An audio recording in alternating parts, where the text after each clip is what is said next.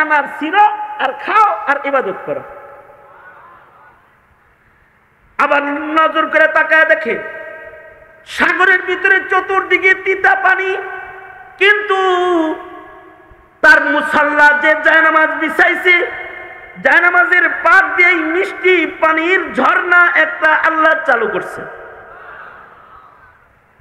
আল্লাহর রাসূল বলেন এইভাবে মিষ্টি পানির ঝর্ণার পানি পান করে আর আনার খেয়ে খেয়ে সে 500 বছর লাগাতার, কত বছর?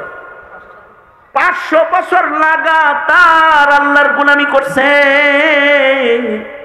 একটা সেকেন্ড আল্লাহর পছন্দের বাইরে সে কাটায় নেই। 500 বছর আমাদের হায়াত লোক 40, 50, 60 বছর, এর ভিতরে ডেলি 24 ঘন্টার ভেতরে 24 ঘন্টা ইবাদতে কাটানোর মতো শক্তির সামর্থ্য আমাদের নাই। আর উনি 500 বছরের ভেতরে একটা গুনার কাম করেন, 500 বছরের আল্লাহর হুকুমের খেলাফ চলে নাই। 500 বছরের ভেতরে মানুষের কোলাহলের ভেতরে ঢুকে নাই।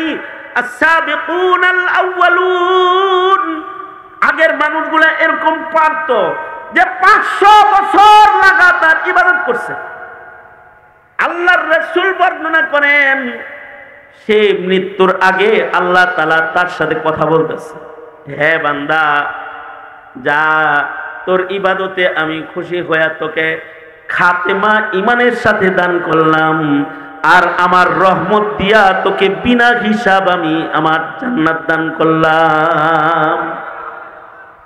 হাদিসটা অনেক লম্বা, আপনাদের কাছে এইটুকুনি বলা উদ্দেশ্য আমার। এর সামনের টুকুন আপনাদেরকে শোনানোর এই মুহূর্তে দরকার নাই, এ কারণে এই পর্যন্তই দিতে আনতেছি। তার মানে হলো মানুষ 500 বছর লাগাতার ইবাদত করেছে, তাদের রিজিক আল্লাহর পক্ষ থেকে এসেছে। এক লুকমা খানা খাওয়ার জন্য বাজারে যাইতে হয় নাই, হোটেলে ঢুকতে হয় নাই। আল্লাহ তাআলা বলে এই রকম মুত্তাকি যদি এখনো তোমরা কেউ হও, তাহলে কোরআন বলে ওমাই ইয়াত্তাকিল্লাহ ইয়াজআল লাহু মাখরাজা ওয়া ইয়ারযুকুহু মিন হাইসু লা ইয়াহতাসিব। মনে মনে ভাবতে পারেন সেই খোদা এখন নাই নাকি? ওই খোদা আছে না নাই? যেই খোদা 500 বছর জান্নাতি আনার আর মিষ্টি পানির ঝর্ণার পানি পান করায়া 500 বছর একটা গোলামকে ইবাদতের সুযোগ দিয়েছে, ওই আল্লাহ কি মাঝে মধ্যে আহ্বান না সরকার? ওই আল্লাহ তো আওয়ামী লীগের মতো সরকার না যে কারোর ধাওয়া খায় মুদির আঁচলের নিচে দেয়া পয়সা পড়বে। ওই আল্লাহ ক্ষমতায় মার্কার ভোট আর নির্বাচনের পদ্ধতিতে ক্ষমতায় কিছুদিনের জন্য যায়া আবার দেশ ছাইরা দেওয়ার সরকার। ওই আল্লাহর সরকারি যেদিন থেকে শুরু হয়েছে, যেদিন কারোর সরকারগিরি থাকবে না, সেদিন তিনি জিজ্ঞাসা করবেন ময়দানে মাহশারে লিমানিল মুলকুল ইয়াউম, এই যারা ক্ষমতার বাহাদুরি করতে আজকে রাজত্ব কার বলো, জিজ্ঞাসা করবেন। তখন গোটা ময়দান থেকে উচ্চারণ উঠবে লিল্লাহিল ওয়াহিদিল কাহ্হার, এক কাহ্হার মালিকের রাজত্ব আজ। তিনি কে? চিল্লায় আওয়াজ করে বলেন তো তিনি কে? আল্লাহ তাআলা। পিছনে যত যাবো এরকম ভালো মানুষ পাইতে থাকবো। এই উম্মতের ভিতরে সবচেয়ে ভালো মানুষ হলো সাহাবায়ে কেরাম। এই উম্মতের ভিতরে সবচেয়ে দামি সাহাবায়ে কেরাম। সাহাবায়ে কেরামের গুণগান আল্লাহ তাআলা কোরআনে বর্ণনা করে। আল্লাহ তাআলা সাহাবায়ে কেরামের মাগফিরাতের ঘোষণা কোরআনে দিয়ে দিছে। তার মানে হলো আহলুস সুন্নাতি ওয়াল জামার আকীদা, নবীজির 1.25 লাখ সাহাবী সব আল্লাহর জান্নাতি। তাদের উপরে আল্লাহ পাকের মাগফিরাত, মাগফিরাতের এলান করেছেন স্বয়ং আল্লাহ। আল্লাহ তাআলা তাদেরকে ইজ্জতের সম্মানের জান্নাত দেওয়ার ওয়াদা করেছেন। আল্লাহ তাদের উপরে রাজি, এটা দুনিয়াবাসীকে জানাইছেন। রাদিয়াল্লাহু আনহুম ওয়া রাজু আন, সাহাবীদের উপরে আল্লাহ রাজি, আর সাহাবীরা আল্লাহর উপরে রাজি। সাহাবীরা আল্লাহর উপরে রাজি, আল্লাহ সাহাবীদের উপরে রাজি। মানুষগুলার উপরে যে আল্লাহ রাজি, এটা কিছু গুণের কারণে আল্লাহ তাআলা তাদের উপরে রাজি। ওই গুণগুলা যদি আজও কোনো মুসলমানের ভেতরে এসে যায়, মহান আল্লাহ তার দিন যাইতেছে, আমরা কিয়ামতের কাছাকাছি হইতেছি, আর জমানায়ে নবুয়ত থেকে আমরা দূরে সরতেছি। একটা দিন যাইতেছে তো খারাপির দিকে আগাইতেছি, আর যত পিছনের দিকে যাব, যায় দিন ভালো যায়, প্রবাদ আছে। আসলে এটা প্রবাদ না, এটা হাদিসেরই কথা। আল্লাহর রসুল বলেছেন, দিন যত সামনে যাবে তত জমানা খারাপ হবে, জমানার মানুষ খারাপ হইতে থাকবে। আর যত পেছনের দিকে যাব তত মানুষের মূল্য বাড়তে থাকবে, দাম বাড়তে থাকবে। পেছনের মানুষগুলো দামি, পেছনের সময়গুলো দামি, আর যত সামনের দিকে আগাবো তত জমানাও কম দামি, মানুষগুলোও কম দামি। আমাদের দাম কমতেছে। আগে যায় যারা, তারা ভালো চলে গেছে। কারণ কি? কারণ তারা জমানায় নবুয়তের কাছাকাছি, নবীর জমানা পাইছে, নবীজির যুগের কাছাকাছি। বাতির কাছাকাছি থাকলে আলো বেশি, বাতির থেকে দূরে গেলে অন্ধকার বেশি। আর বাতির যত কাছাকাছি তত আলো বেশি, আর বাতির থেকে যত দূরে যাবে তত অন্ধকার বেশি। নবুয়তের আলোর কাছাকাছি যত মানুষ, তত ওই মানুষগুলোর হৃদয় আলোকিত বেশি, মানুষগুলো সুন্দর, জমানাটায় আলো বেশি। খাইরুল কুরুন, নবীর যুগের কাছাকাছি যুগকে বলা হয় খাইরুল কুরুন, উত্তম যুগ, শ্রেষ্ঠ যুগ, সর্বশ্রেষ্ঠ যুগ। আর দিন যাইতেছে, দেশ ডিজিটাল হইতেছে, বড় বড় প্রাসাদ হইতেছে, কিন্তু মানুষের মূল্য কমতেছে। রাস্তা দামি হইতেছে, রাস্তায় চলনেওয়ালা মানুষগুলো কম দামি হইতেছে। দামি দামি প্রাসাদ হইতেছে, প্রাসাদের ভেতরে যারা অবস্থানকারী তারা কম দামি হইতেছে। দামি কাপড়, দামি সামান, সরু সামান পয়দা হইতেছে, কিন্তু এই দামি জামার ভেতরে যিনি, তার দাম কমতেছে।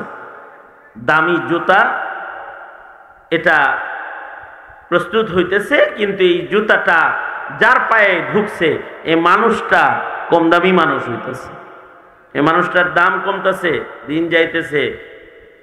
আর আগের যুগ যেটা, সেটা প্রাসাদ ছিল না, খেজুর পাতার ছাউনি ছিল, সুন্দর জুতা ছিল না, কাঠের খরম পায়ে দিয়ে মানুষ হাঁটত, কাঠের খরম, মোটা জামা, সেরা তালিওয়ালা জামা পরত। কিন্তু তাদের আলোচনা আল্লাহ তাআলা আসমানি কিতাবে করেছেন। আল্লাহু আকবার বলেন। আল্লাহর আসমানি কিতাবে তাদের আলোচনা আছে, তাদের গুণগান আছে, তাদের প্রশংসা আছে। মানুষ আসমানি কিতাব দেখে দেখে দেখে দেখে তাদের অপেক্ষা করত। নবীদের কথা তো আসমানি কিতাবে আছেই, নবীদের পরেও সাহাবায়ে কেরাম, সাধারণ মানুষের ভেতরে দামি মানুষ যারা, নবীদের পরে সবচেয়ে বেশি দামি সাহাবায়ে কেরাম, তাদের কথাও আসমানি কিতাবে ছিল। এই জেরুজালেম, ফিলিস্তিন, এটা বারবার মুসলমানদের দখলে এসেছে, বারবার মুসলমানের হাত থেকে হাতছাড়া হয়েছে। হযরত ওমরের শাসন আমলে, হযরত ওমর তো আধা জাহানের খলিফাতুল মুসলিমিন, আধা জাহান ওনার দখলে। ওই সময় ফিলিস্তিনও ওনার দখলে আসছে, দখলে চলে আসছে। ফিলিস্তিনের চাবিকাঠি বুঝে নেওয়ার জন্যে হযরত ওমর খালিদ ইবনুল ওয়ালিদকে সেনাপতি বানায়া ফিলিস্তিন পাঠাইয়া দিলেন। মসজিদুল আকসার চাবিকাঠি বুঝালো, জেরুজালেমকে বুঝা নাও। তখনও ওই সময়ও, হযরত ওমরের যুগেও, ওই সময়ও ফিলিস্তিনে আসমানি কিতাবের, তাওরাতের আলেম, ইঞ্জিলের আলেম যারা তাওরাত ইনজিল জানতো, আসমানি কিতাব পড়তো, তারা তখনও জীবিত ছিল। তারা কিতাব খুলে বসে আছে।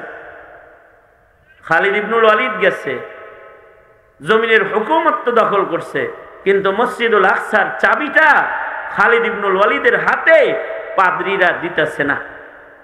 যারা আসমানি কিতাবের আলিম তারা দিতেছে না। খালিদ ইবনুল ওয়ালিদ বললেন, চাবিটা দিয়ে দেন। ওরা বলল, বিজয় করছ, শাসন তো উমরের শাসন, জারি মদিনায়, ইসলামী হুকুমত, এটা ছড়াইতে ছড়াইতে আমাদেরটাও দখল করছো, ঠিক আছে, কিন্তু মসজিদুল আকসার চাবি নিতে আল্লাহর পছন্দনীয় গুণের মানুষ লাগে। আমাদের কিতাবে যে মানুষের গুণ বর্ণনা আছে, ওই মানুষ তুমি না, তোমার হাতে দিতে পারবো না। খালিদ ইবনুল ওয়ালিদ সাথে সাথে চিঠি লিখলেন আমিরুল মুমিনিন ওমরের কাছে। ওমর, জমিন তো দখল করছি, কারণ খালিদ ইবনুল ওয়ালিদের জীবনে এমন কোন যুদ্ধ নাই যে যুদ্ধে উনি পরাজয় হয়েছেন।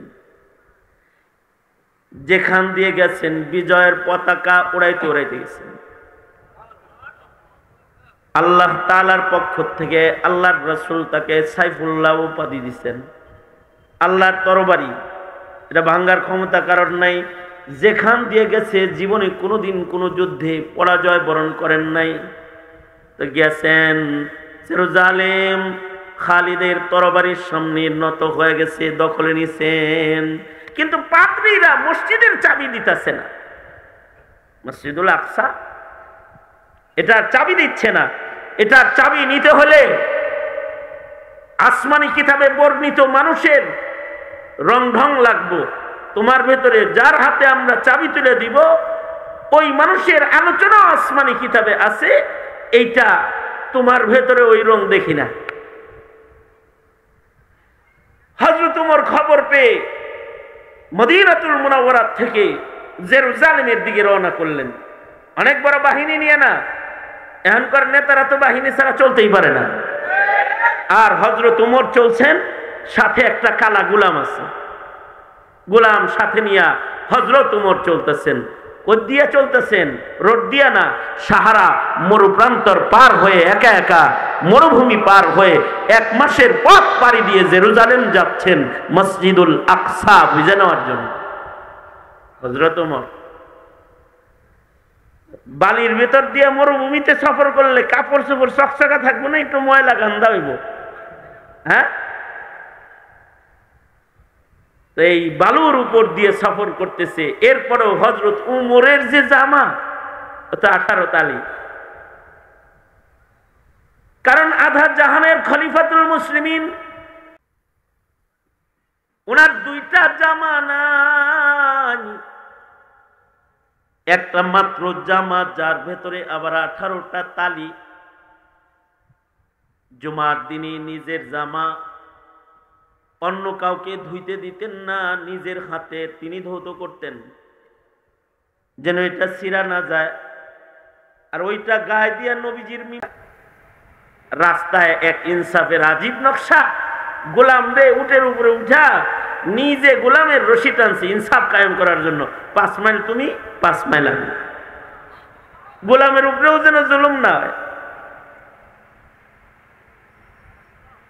তো সবাই মিলে নতুন জামা পড়াইয়া দিছে, দামি জামা পড়াইয়া দিছে।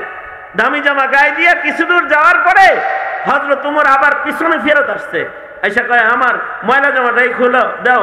এই পথটাও এই দামি কেসরা কায়সারের গন্ধ আসে যে জামার থেকে, এই জামা গায়ে আমি এই পথ চলে মুসলমানদের কেবলা বিজয়ের রাস্তা অতিক্রম করতে চাই না, সেরা জামাটা আবার দাও। এই পিছনে যায় আবার সেরা জামা পড়ছে। সেরা জামা পরে যখন গেছে মসজিদুল আকসা, এই জেরুজালেমের নেতারা আর পাদ্রীরা হযরত ওমরে এক নজর দেখা বলে, হ্যাঁ এবার আসছে চেহারার ভেতরে যে রংগুলো দেখা যাইতেছে, এর কথা আসমানি কিতাবে বিদ্যমান আছে না। ওমর কোনো কথা বলতে হবে না, চাবি বুঝে নাও। সাহাবায়ে কেরামের কথা আসমানি কিতাবে আছে। ওই কথাটা আল্লাহ তাআলা আল্লাহর কালামে বলেছেন, যালিকা মাসালুহুম ফিত তাওরাহ ওয়া মাসালুহুম ফিল ইনজিল। মানুষগুলা এত দামি যে তাদের কথা তাওরাতে, ইনজিলে আল্লাহ তাআলা শত শত বছর আগে, হাজার বছর আগে তাদের প্রশংসা, গুণগান আল্লাহ তাআলা বর্ণনা করেছে। মানুষগুলা এমন যুগে এসেছিল যে যুগে জেনারেটর ছিল না। ওই মানুষগুলার আগমন হয়েছিল এমন যুগে যখন মানুষের দামি দামি ঘর ছিল না, তাদের গায়ে দামি দামি কাপড় ছিল না, ছেঁড়া কাপড় ছিল, ভাঙ্গা ঘরে তারা বসবাস করত, কিন্তু মানুষগুলা দামি ছিল। হাবশি কালো গোলাম, কিন্তু আল্লাহর কাছে তারা দামি ছিল। আর এখন সুন্দর সুন্দর মানুষ, প্রাসাদে বসবাসকারী মানুষ, দামি বাহন, দামি গাড়ি, দামি পোশাক, দামি জুতোয় সজ্জিত সাজের মানুষ, কিন্তু মানুষগুলার মূল্য কমে গেছে। কারণ ইন্নাল্লাহা লা ইয়ানজুরু ইলা সুওয়ারিকুম ওয়ালাকিন ইয়ানজুরু ইলা কুলুবিকুম ওয়া আ'মালিকুম। আল্লাহ তাআলা মানুষের বাহ্যিক হালত তাকায় দেখে না, কার চেহারার গঠন কত সুন্দর এটা তাকায় দেখে না, কার চামড়া সুন্দর আল্লাহ এটা তাকায় দেখে না, কার বাড়ি সুন্দর এটা দেখে না, কার বেশি টাকা এটা দেখে না, কি বড় চেয়ারে বসে আছে এটা দেখে না। আল্লাহ পাক নজর করে তাকায় দেখি বান্দার কলব আর অন্তর। আর আল্লাহ তাআলা তাকায় দেখে বান্দার আমল, কর্মকাণ্ডটা কি করে, তার হৃদয়টা কেমন, তার কর্মকাণ্ড কেমন, এটা আল্লাহ তাআলা নজর করে তাকায় দেখে। এ কারণে আল্লাহ তাআলা কিয়ামত পর্যন্ত আনেওয়ালা মানুষদের জন্য সাহাবায়ে কেরামের কর্মকাণ্ড, সাহাবায়ে কেরামের আওসাফ, সাহাবায়ে কেরামের গুণ কোরআনে আল্লাহ তাআলা অসংখ্য আয়াতে কারিমার ভেতরে বর্ণনা করেছেন। এবং বর্ণনা করে আশ্চর্য বিষয় হলো, কোরআনের পয়লা পাতায় আবার আল্লাহ আদেশ করে বলতেছেন, আমিনু কামা আমানান নাস। এই কিয়ামত পর্যন্ত আনেওয়ালা মানুষেরা, তোমরা কেমন মুসলমান হবে, তোমরা কেমন ইমানদার হবে, যেমন ইমানদার ওই পূর্বের যুগের মানুষগুলা হয়েছে ওই রকম তোমরা ইমানদার হবে। যেমন কি ইমানদার সাহাবায়ে কেরাম হয়েছে ওই রকম ইমানদার তোমরা হবে। এমন কি সূরা ফাতিহার ভেতরে আল্লাহ তাআলা প্রতি নামাজের রাকাতে রাকাতে, প্রতি রাকাতে রাকাতে সূরা ফাতিহা পড়ি না আমরা, প্রতি নামাজের রাকাতে রাকাতে আমাদের আল্লাহ তাআলা দোয়া করায়। কি দোয়া করি আমরা? ইহদিনাস সিরাতাল মুস্তাকিম সিরাতাল্লাযীনা আন'আমতা আলাইহিম। আল্লাহ, পিছনের যুগে যে ভালো মানুষগুলো গেছে, আমাদের পূর্বে যে ভালো মানুষগুলো গেছে, যারা পুরস্কার প্রাপ্ত ভালো মানুষ, তাদের পথে আমাদের পরিচালিত করে। আল্লাহু আকবার, জোরে ফেরে বলেন। কি সামনে যারা ভালো মানুষ আইব তাদের দোয়া সূরা ফাতিহায় করেন না পিছে যারা গেছে? হ্যাঁ, সামনে যত ডিজিটাল মানুষ আইব তাদের পথে পরিচালিত হওয়ার দোয়া সূরা ফাতিহার ভিতরে। প্রতি নামাজের ভেতরে দোয়া হলো সিরাতাল্লাযীনা আন'আমতা আলাইহিম গায়রিল মাগদুবি আলাইহিম ওয়ালাদ-দাল্লিন। তবে পিছনে কিছু কুফরের উপরে চলনেওয়ালা মানুষও গেছে, ইহুদ নাসারা, তাদের পথে না, পেছনের ইমানদাররা যেমন পথে চলেছে সে পথে হে আল্লাহ আপনি আমাদের পরিচালিত করেন। এখন পেছনের যুগের মানুষরা কি পয়লা বৈশাখ পালন করত? হ্যাঁ, তারা বৈশাখের পান্তা ভাত খাইতো, ইলিশ মাছ খাইতো, র্যালি করত, তারা জন্মদিন পালন করত। কি কথা বল না কেন? তারা নিত্যদিন পালন করত। যা আইতেছে সব নতুন নতুন আইতেছে, আল্লাহ পাক এগুলোকে অনুসরণ করতে বলে নাই। আল্লাহ পাক বলে সিরাতাল্লাযীনা আনআমতা আলাইহিম, ওই মানুষগুলা যারা আল্লাহর কাছ থেকে সিরাতে মুস্তাকিমে চলে পুরস্কার প্রাপ্ত হয়েছে। পিছনের যুগের মানুষরা আল্লাহর পথে চলতে চলতে দুনিয়াতে নগদ পুরস্কার পাইত, কারণ তারা মানুষ ভালো ছিল। আমরা তো 5 মিনিট গুনাহ ছাড়া থাকতে পারি না। পিছনের মানুষ যে ভালো ছিল, আস-সাবিকুন আস-সাবিকুন উলাইকাল মুকাররাবুন, পিছনের মানুষ যারা তারা আল্লাহর নৈকট্যশীল বেশি, তারা আল্লাহর কাছে প্রিয়, তারা আল্লাহ পাকের মাহবুব, কারণ তাদের ইবাদত বেশি, তাদের তাকওয়া বেশি, তাদের চরিত্র সুন্দর, তারা আল্লাহ পাকের পছন্দের কাজে তারা অভ্যস্ত। এখন তো গুনাহ করার জন্য সফর করে, আর পিছনের যুগের মানুষরা ইবাদত করার জন্য সফর করত। এখনকার মানুষ গুনাহ করার জন্য নিরিবিলি চলে যায়, জঙ্গলের ভিতরে গেছে কি করবার লেগে, হ্যাঁ কি করবার লেগেছে, গাছ গাছালি পার্কের ভিতরে যায় ঢুকছে, প্রেমিক প্রেমিকা কি লেগে তাহাজ্জুদ পড়ব হেনে যায়, হ্যাঁ এই কথা কন নাকি, কথা কইন কথা কইন। এখন নিরিবিলি জায়গায় যায় কি জন্য, গুনাহ করার লেগে নিরিবিলি জায়গায় যায়। আমাদের আমার বাসার কাছে ঢাকা আশুলিয়াতে পানি টানি যখন আইব তখন নৌকা ভাড়া দেয়, নৌকা নৌকা শত শত নৌকা বেরিবান্ধের পাশে অপেক্ষা করে, আর ওখানে যুবকরা উঠে, যুবতীরা উঠে, ওইটা নদীর মাঝখানে যায় নৌকায় চড়ে, কি নদীর মাঝখানে যায় জিকির করবো এর লেগে যায়। যদি যুবক কয়েকটা যায় তাহলে ওর সাথে গান যাস, আর যদি যুবক যুবতী যায় তাহলে জেনারেল বিচার করতে যায়, অন্যায় কাজ করতে নিরিবিলি চলে যায়। আর আগের যুগের মানুষ আল্লাহর কাছে নিরিবিলি জায়গা তালাশ করত ইবাদত করার জন্য। এক লোক তার মাকে দিয়ে দোয়া করেছে, আল্লাহ আপনি আমার সন্তানটারে নিরিবিলি ইবাদতের জায়গা দান করেন। তো মা দোয়ার বরকতে পাথরের ভিতরে আল্লাহ তাআলা ইবাদতের জায়গা দিয়ে দিছে, পাথরের ভিতরে বয়া বয়া ইবাদত করে। মুস্তাদরাক আলা সাহিহাইন, মুস্তাদরাকে হাকিম, মুস্তাদরাকে হাকিমের ভেতরে রিওয়ায়াত আছে। মুস্তাদরাক আলা সাহিহাইন মানে হলো বুখারী আর মুসলিম শরীফে যে সকল সহিহ হাদিসগুলো যে মানের শর্তে একত্রিত করেছেন ইমাম বুখারী ও ইমাম মুসলিম, হুবহু ওই শর্তে ইমাম হাকিম মুস্তাদরাক আলা সাহিহাইন বুখারী মুসলিমের শর্তে উনার কিতাবে উনি হাদিস জমা করছেন।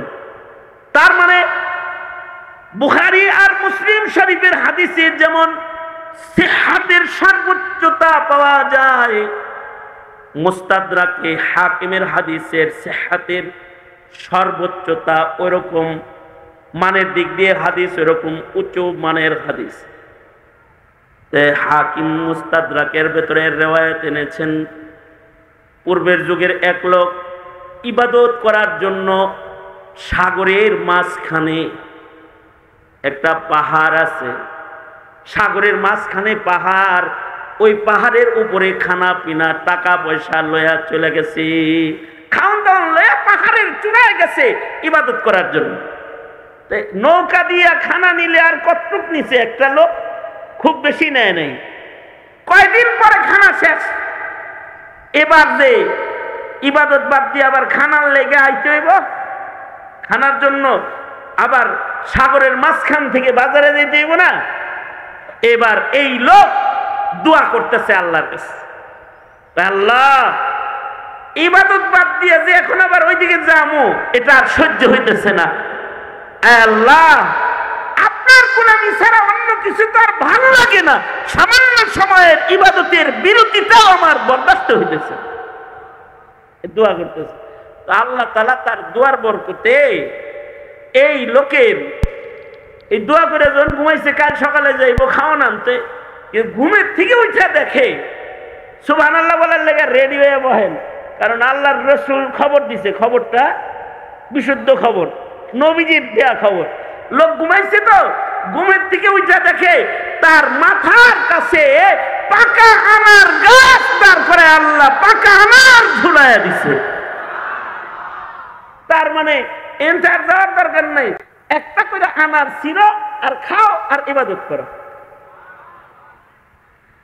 আবার নজর করে তাকায় দেখে সাগরের ভিতরে চতুর্দিকে তিতা পানি, কিন্তু তার মুসাল্লা যে জায়নামাজ বিছাইছে, জায়নামাজের পাক দিয়ে মিষ্টি পানির ঝর্ণা একটা আল্লাহ চালু করছে।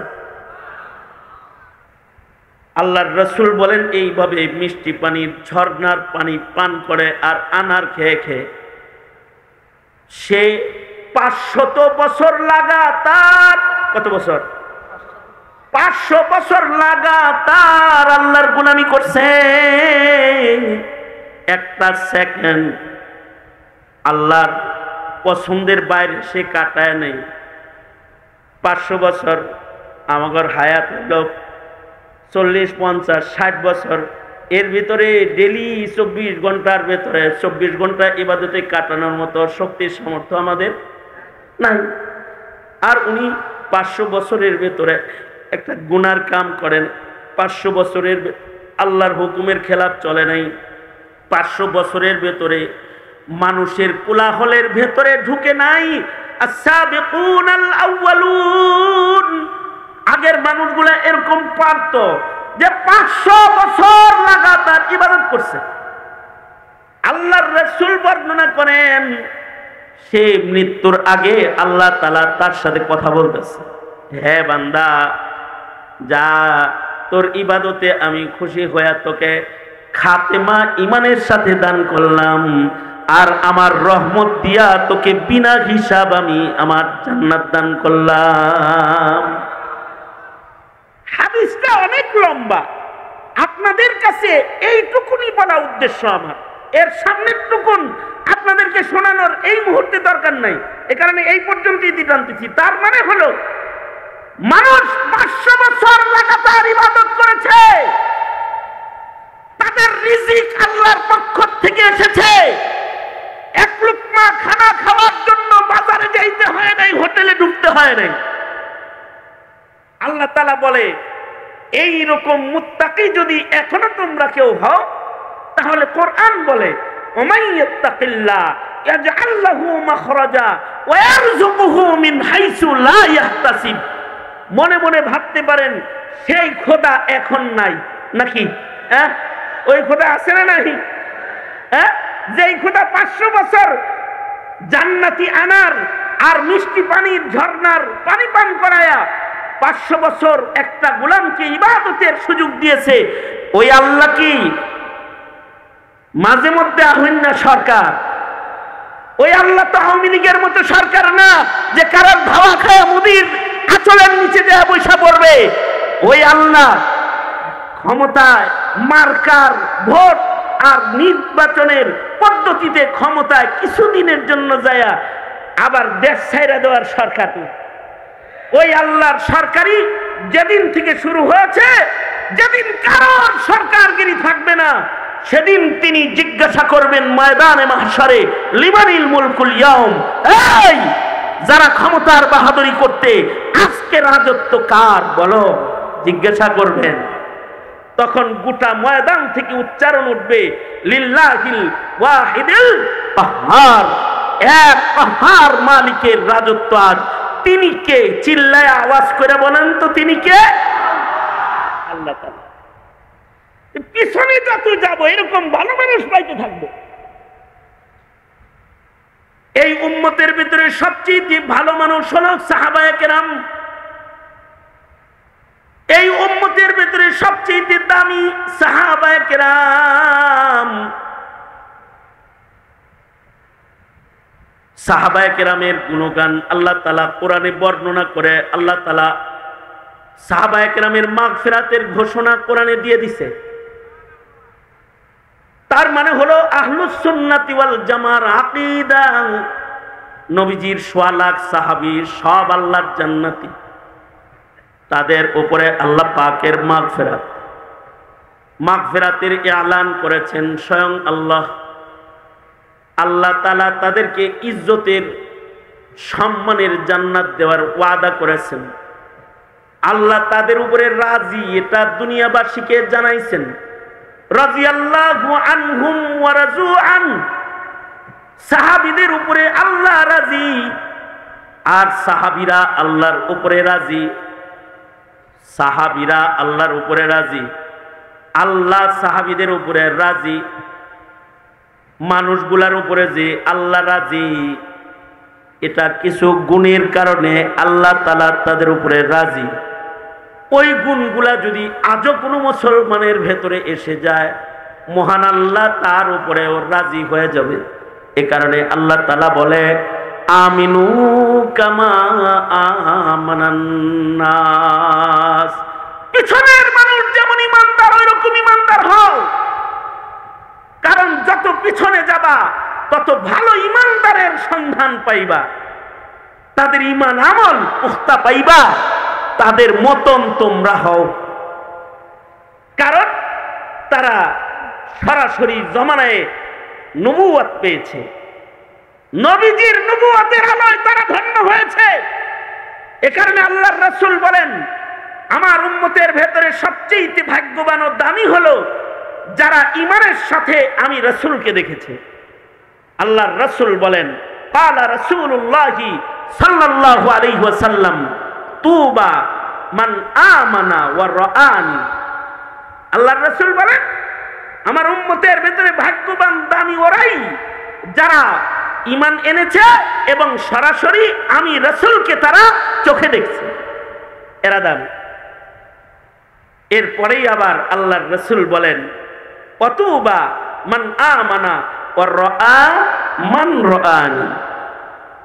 আমার উম্মতের ভেতরে সাহাবীরা তো আমারে দেখছে, আমার উম্মতের ভেতরে সাহাবীদের পরে দামি মানুষ হলো যারা আমাকে দেখে নাই কিন্তু আমার সাহাবীকে দেখছে। যারা রাসূলকে দেখেছে, মানুষগুলো নবীর সাহাবীকে দেখেছে।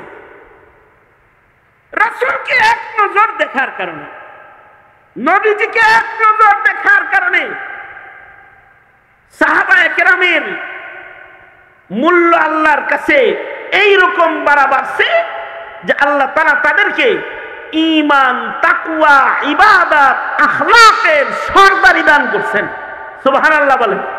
এক নজর দেখার কারণে নবীজির সাহাবায়ে কেরামের ভেতরে সবচেয়ে আদনা সাহাবী যিনি, যে সবচেয়ে নবীজির কম সান্নিধ্য উঠাইছে, এমন সাহাবীর জীবনেও যদি তাকায়া দেখি তো তাদের মতো পাওয়ারফুল ইমানদার আর পরে তালাশ করে পাওয়া যায় না।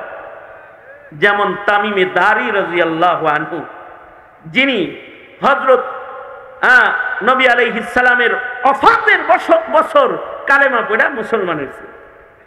নবীজির ওফাতের বছর কালেমা পড়ছেন, কিন্তু এই যে কালিমা সহকারে নবীজিরে দেখছে এক নজর, দামটা কিরকম হয়েছে?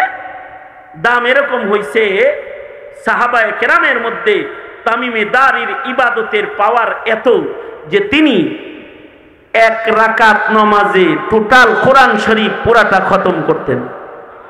সুবহানাল্লাহ। আগামীকালকে বললেন, কারণ আপনারাও তো আমরাও তো অনেক কোরআন পড়া জানি, তাই না?